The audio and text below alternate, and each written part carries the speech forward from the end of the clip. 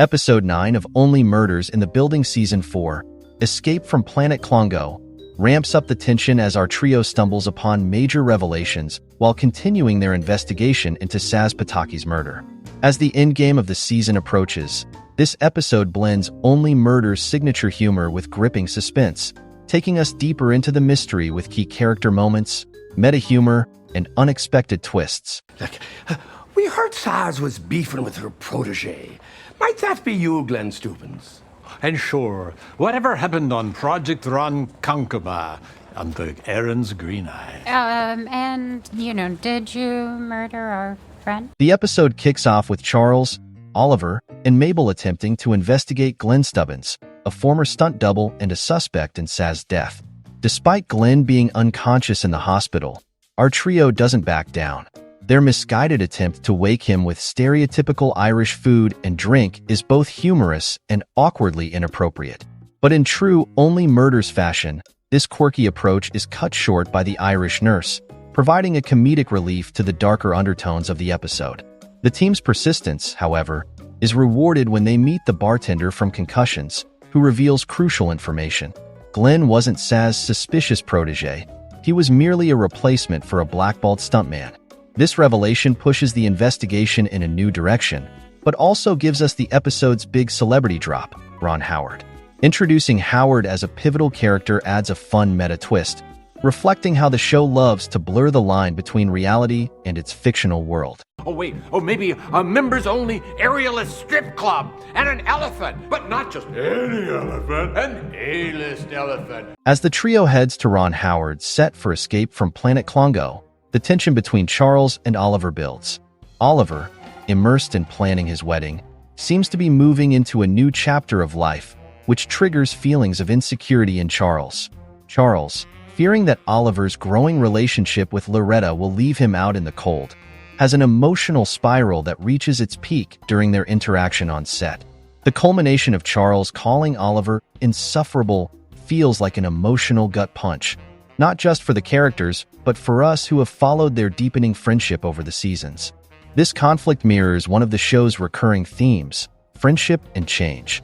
The fear of drifting apart, of becoming a third wheel, is palpable in Charles's outburst. But it also highlights the depth of the bond these characters share, even when they're at odds. Despite their differences, the foundation of their friendship is strong, and it doesn't take long for them to reconcile over Chinese food. The Chinese restaurant scene, where Oliver's alleged tall tale about meeting Ron Howard is revealed to be true, is a satisfying moment that brings both humor and heart to their reconciliation. Where is he? I'm so sorry. He's dead. My Glenn.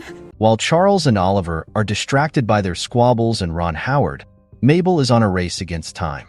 She learns that Glenn has woken up from his coma, but before she can reach him, he is smothered to death, another victim in the increasingly dangerous murder mystery. This moment is both shocking and crucial, as it shows the killer is one step ahead of the investigation. The camera's focus on the news report about Nikki, the neck, Caximilio, subtly introduces a new angle, the involvement of organized crime. Though it feels like a passing detail, it plants a seed that could pay off in the season finale.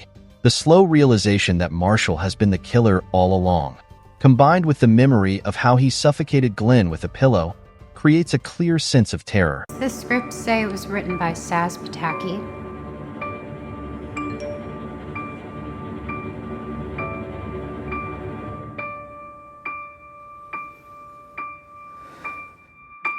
Marshall's transformation from a bumbling, nervous writer to a cold-blooded killer is one of the episode's most effective twists.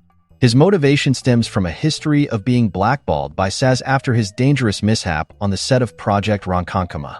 The flashbacks to the fire stunt incident that left Ron Howard without eyebrows add layers to the mystery, connecting seemingly unrelated events into a cohesive plot. The footprint clue ties up loose ends neatly, giving our trio the proof they need. Marshall's desperation to cling to his job and fix the script mirrors his deeper need for control, a trait that also led him to murder Sazz when she threatened his career. His unraveling as the episode progresses makes for a tense climax, especially when Mabel realizes she's alone with him. The script's pacing does an excellent job of building to this moment, leaving us on the edge of our seats as Marshall's facade crumbles. That kind of looks like... Yeah, but imagine with a beard. And add some glasses. And a dark bowl cut. As the penultimate episode, Escape from Planet Klongo leaves us with several key questions. How will Mabel escape from Marshall's clutches? Will the Nicky, the Neck subplot tie into the larger mystery, or is it a red herring? And perhaps most importantly, what will be the fate of our trio's friendship as they confront the killer together? The episode does a great job of setting up a high-stakes finale, blending comedy, emotional depth, and suspense in the way only Murders does best. Charles, Oliver, and Mabel are all at critical moments, emotionally and within the case. The dynamic between them, particularly Charles's insecurities about Oliver's future, adds a layer of emotional complexity to the murder mystery, grounding the show's quirky antics in real, relatable stakes. Episode 9 was a great episode that brings together the season's threads while pushing the narrative forward. The balance between comedy and suspense is perfectly executed, and the inclusion of Ron Howard adds a fun meta layer to the story. As we gear up for the finale, the show leaves us with just enough clues and tension to keep us hooked, while also delivering the character-driven moments that have made Only Murders such a hit. The question now is, can Charles, Oliver, and Mabel finally solve this case before it's too late? With Marshall unmasked but Mabel in imminent danger, the stakes couldn't be higher heading into the season's final chapter. Make sure to like and subscribe if you enjoyed this video, and I will see you in the next one.